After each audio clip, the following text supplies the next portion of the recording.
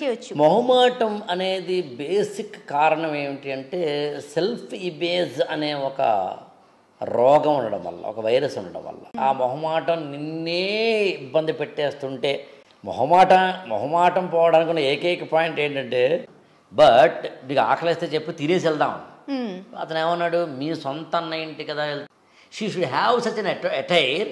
ఆమె ఎలాంటి అటైర్ కలిగి ఉండాలంటే ఆమె డిగ్నిటీని పెంచాలి. ఇంకో పాయింట్, జనరల్ గా మొహమాటానికి పోయి కడుపు తెచ్చుకున్నారా అనే సామెత కూడా ఊరికే లేదు. అయితే అలా మొహమాటానికి పోయి చాలా మంది ఇష్టం లేకపోయినా చేసిన పనులు ఉంటాయి. ఇష్టం లేకపోయినా తప్పక చేయాలి, ఇది ఒక ఆబ్లిగేషన్ లాగా పెట్టుకుంటారు. అసలు దానికి ఎలా అంటే దానికి ఏం చేయొచ్చు? మొహమాటం అనేది బేసిక్ కారణం ఏమిటి అంటే సెల్ఫ్ ఇమేజ్ అనే ఒక రోగం ఉండడం వల్ల, ఒక వైరస్ ఉండడం వల్ల. సెల్ఫ్ ఇమేజ్ అంటే ఏంటంటే నా గురించి నువ్వేమనుకుంటున్నావు అన్నది.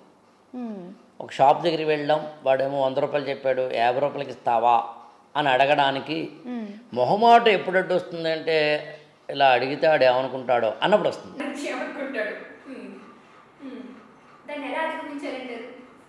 నా గురించి ఎదుటి వ్యక్తి ఏమనుకుంటే నాకెందుకులే అని అనుకుంటే అయిపోయింది కదా.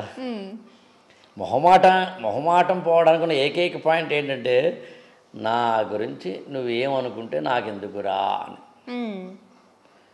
ప్రతిదానికి ఒకటే మెడిసిన్ ఉండదు అన్నట్టుగా నేనేమంటానంటే బాగా ఎక్కువ మొహమాటం ఉండి ఆ మొహమాటం నిన్నే ఇబ్బంది పెట్టేస్తుంటే రామ్ గోపాలవరం వీడియోలు చూడమంటాను.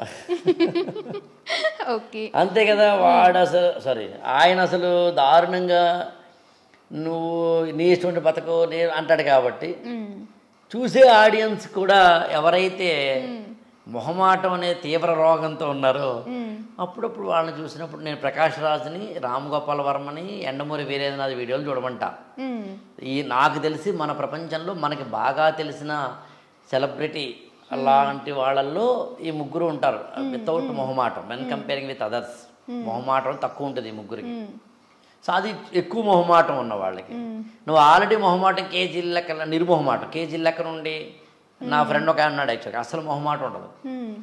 అసలు మొహమాటం లేకుండా కూడా తప్పే అంటాను నేను. దీనికి ఒక లిమిటే ఉంటుంది అబ్బా. అతి సర్వత్ర వర్జీయత, ఏదైనా అతి తప్పే. ఇప్పుడు ఒకసారి నాకు తెలిసి మా బ్రదర్ ఇంటికి వెళ్ళిన ఆయన, నేను రాత్రి 10:30 అయింది. నేను చెప్తాను కారులో వెళ్తూ 10 నిమిషాలే మా అన్నయ్యతో మాట్లాడి వచ్చేస్తామరా, బట్ నీకు ఆకలిస్తే చెప్పి తినేసి వెళ్దాం. అతను ఏమన్నాడు, మీ సొంత అన్న ఇంటి కదా వెళ్తున్నావు, అక్కడ కదా తినాలి అంట. సొంత అన్నయ్య అయినా ఆయన మనిషే, మా వదిన కూడా మనిషే. రాత్రి 10:30కు ఉండకపోవచ్చు, జ్వరం రావచ్చు. నువ్వు వితౌట్ ఇన్ఫార్మింగ్ ఎలా వెళ్ళిపోతావు నువ్వు? మనం వెళ్ళి మాట్లాడుతుంది 10 నిమిషాలు కదా, 10:30 అయింది, పైగా 8:30 కాదు. అప్పుడు లేదు అని అక్కడికి వెళ్ళి మనం క్లోజ్ ఫ్రెండ్స్ రా అన్నం పెట్టమంటే నేను చాలా తిట్టాను అతను. నీకు మొహమాటం ఇక్కడ పడాల్సిందే. దానికి నువ్వు అంటే ఇందాక చెప్పాను కదా, ఫ్యాషన్ కదా అని బట్టలు ఇప్పుకు తిరగడం కాదు. ఫ్యాషన్ అంటే నిన్ను డిగ్నిఫైడ్గా చేయగలగడం, అందంగా చేయగలగడం, సౌందర్యవంతంగా చేయగలగడం, నిన్ను యొక్క వృత్తికి తగ్గట్టుగా ఎన్హాన్స్ చేయగలగడం. మరి హీరోయిన్ పట్టుబట్టలతో రాకూడదు. Heroine she should have such an attire. ఆమె ఎలాంటి అటైర్ కలిగి ఉండాలంటే ఆమె డిగ్నిటీని పెంచాలి, ఎట్ ద సేమ్ టైం ఆమె యొక్క చార్మ్, సౌందర్యాన్ని కూడా పెంచగలిగి ఉండాలి.